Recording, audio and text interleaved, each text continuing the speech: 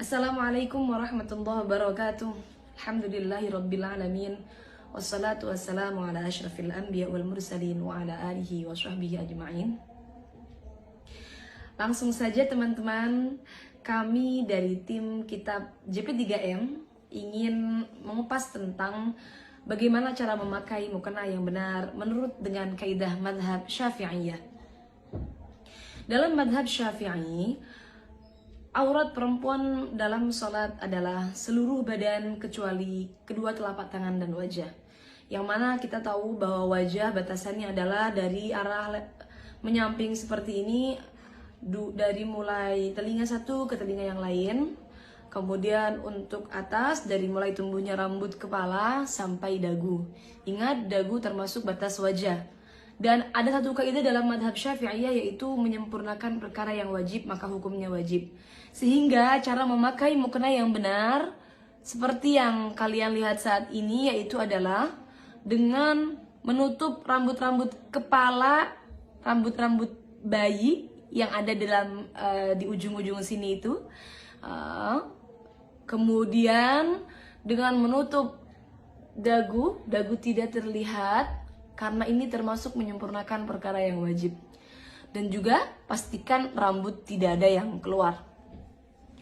Bagaimana kalau rambutnya banyak kecil-kecil di muka? Maka tentunya itu adalah rambut muka, bukan rambut kepala. Yang wajib ditutup adalah rambut kepala. Selesai pembahasan tentang wajah, mana yang boleh kita buka, kemudian kita akan masuk ke pembahasan tangan. Dan untuk tangan, seperti yang kita tahu, yang dimaksud dari kedua telapak tangan yang tidak termasuk dalam aurat perempuan dalam sholat adalah pergelangan tangan. Jadi sampai batas ini, batas pergelangan tangan. Yang tidak termasuk aurat adalah baik batin tangan ataupun punggung tangan. Ini semua tidak termasuk aurat. Tapi yang perlu panjenengan ingat, karena batasnya adalah di sini, pergelangan tangan, maka menutup sedikit bagian daripada pergelangan tangan hukumnya adalah wajib. Karena sesuai dengan kaidah yang tadi sudah kita bahas, yaitu adalah menyempurnakan perkara yang wajib, hukumnya adalah wajib.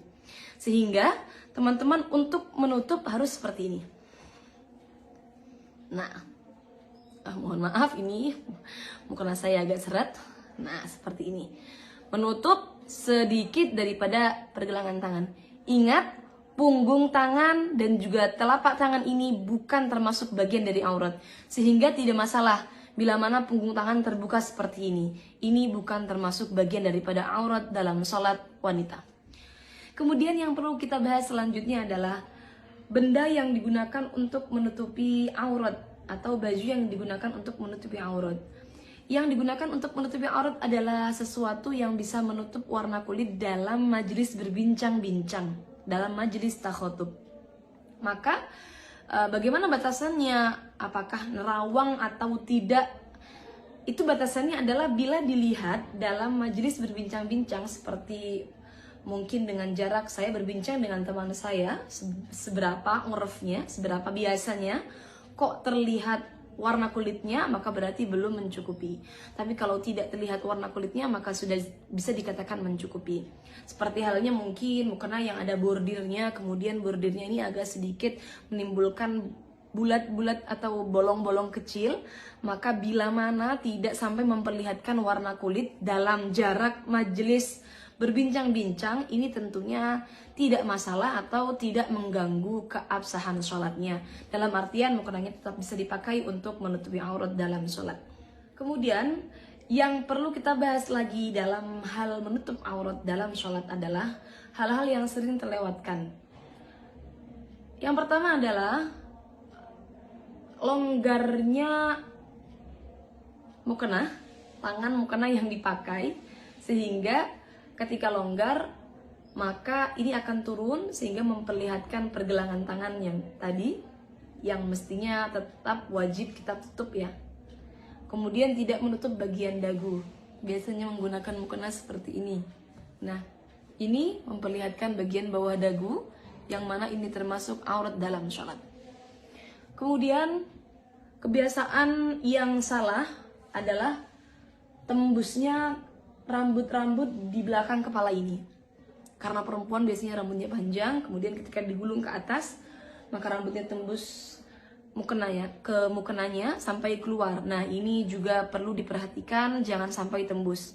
Teman-teman bisa mengatasi dengan mungkin menggunakan tutup atau ini ikat yang sampai menutup bagian belakang, atau dengan menggunakan tutup lagi di luar mukenanya. Jadi pastikan jangan sampai terlihat dari belakang. Kemudian selanjutnya yang sering terlewatkan adalah perlu diingat bahwa batin telapak kaki itu tetap termasuk aurat perempuan dalam sholat. Sehingga ketika sholat maka pastikan ketika dalam keadaan sujud batinnya tertutupi. Ketika dalam keadaan ruku maka bagian kakinya sudah tertutupi. Jangan sampai cingkrang mukenanya. Dari seluruh keterangan yang sudah saya sampaikan tadi, yang mana diambil dari beberapa kitab bermadhab Syafi'i, maka bisa disimpulkan bahwa mukena yang paling aman untuk perempuan dalam madhab Syafi'i adalah mukena terusan. Memakai mukena terusan seperti yang saya pakai seperti ini. Kenapa? Karena ini akan menutupi aurat perempuan dari arah-arah yang wajib ditutup, yaitu dari arah atas, samping, dan juga menutup bagian bawah telapak kaki. Karena telapak kaki termasuk dalam aurat wanita. Untuk teman-teman yang menggunakan mukena potongan, maka pastikan bagian leher tidak terlihat dari arah samping. Kenapa? Karena kekurangan dalam mukena potongan adalah ketika berdiri, ketika ruku, ketika mengangkat tangan, maka bagian lehernya tetap terlihat. Ini dari arah samping, bagian lehernya tetap terlihat. Walaupun toh sudah seperti ini. Kenapa? Karena pasti ada bagian-bagian longgar yang memperlihatkan bagian aurat lehernya. Kecuali bagian lehernya sudah tertutup sempurna, mungkin dengan menggunakan dalaman jilbab yang dimasukkan ke dalam pakaian.